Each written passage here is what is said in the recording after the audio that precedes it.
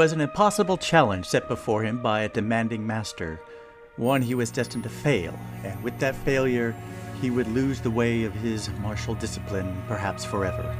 And this his master of the monastery knew when he set before him this challenge. Varjo the acolyte stared at the candle. He regulated his breathing and emptied his mind. He rolled his master's words over in his mind.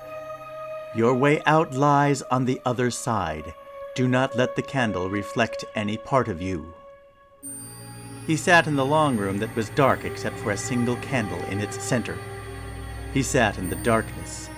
His side of the room was in shadow, as was the opposite side. In the middle burned a single candle set on a bowl. The only door in the room was behind him, and it had been locked. The master had laid down a challenge for him, and Varjo pondered its parameters. Clearly, the candle's light encompassed the entirety of the center of the long room. He could not creep around the candle and still avoid its light. Was he to extinguish the candle without stepping into its illumination? No. The candle and its light was meant to be an obstacle avoided, not defeated.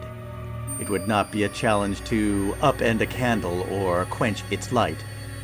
One cannot quench the sun to solve one's own obstacles. Your way out lies on the other side. Something on the far side of the room allowed his egress. He had to get to the far side in some way without allowing the light to touch him. He had to be a shadow. He had to be the darkness. Perhaps that was the answer. Perhaps he could enshroud himself in darkness and be able to pass through without the light falling upon him. This would take discipline. He would need to be able to command the darkness. He took his eyes away from the candle and instead turned into the black void behind him. He kept his breathing even and opened his mind. He reached out with his awareness and, with his will, attempted to call upon the emptiness to surround him. He directed it to enshroud him so that he would be immune to the flickering light that lay between him and his objective. He inhaled darkness, and he breathed it out. So acute did he sense it that he felt his body temperature lower, almost imperceptibly. When he had affirmed to his mind that he had fulfilled his will, he turned around to face the candle. And then when he moved forward, when he breathed, he looked to see the light become dimmer for the shadow he exuded. But it was not so. The candle remained stubbornly bright, and it did not diminish when he attempted to manipulate the darkness to his will. No, then, not command the darkness, but perhaps commune with it, to become one with the shadows. Instead of affecting the darkness to be bent to his will, he would succumb to the darkness and join with it. Varjo listened to his breathing again and turned his mind to the darkness of his surroundings. All that he was, his body, his being, he let slip away, and he let the darkness become him. He felt the shadows flow into him and fill him up until he was nothing, and the shadows were everything. Upon opening his eyes, Varjo found himself in complete darkness. The shadows around him swirled and flowed through him. He felt himself to be weightless, but he still had his form. He stood up and looked around.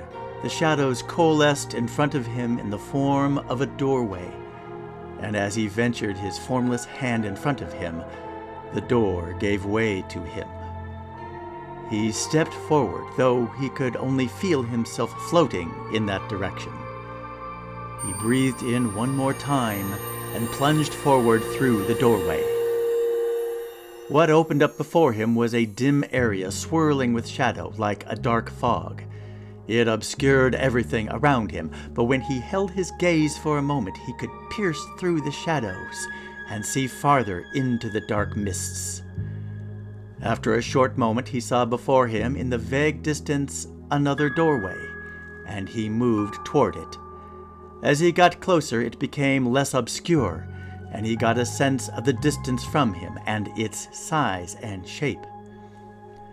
Eventually, he arrived at the doorway and stood before it, or rather, floated in front of it. Again, he set his hand in front of him, and though he did not feel himself touching the door, it gave way before him.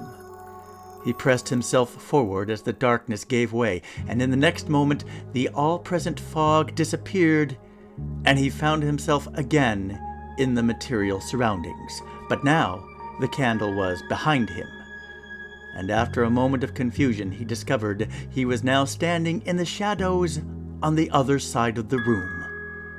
Varjo took in a sudden breath at the realization and surveyed his surroundings. Against the wall he could see a small wooden table, and upon it lay a metal key. He recognized it as belonging to the locked door on the other side of the room. He picked it up.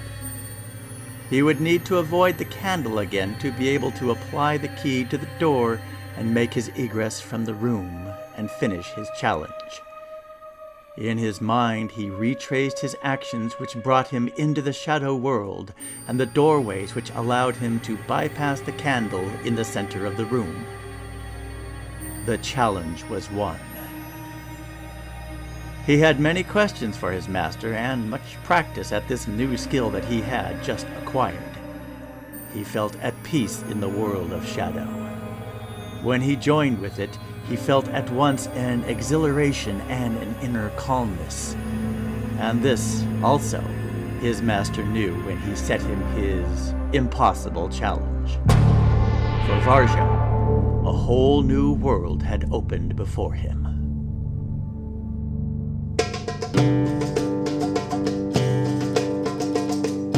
You've been listening to Challenge of the Shadows, a Dungeons & Damsels short story side quest, written and performed by David Ian. Sound engineering by Dino D'Elfwell. Sound design by David Ian, with music by Ron Perovich. Dungeons & Damsels is a sword and sorcery medieval fantasy series produced by Unchained Productions.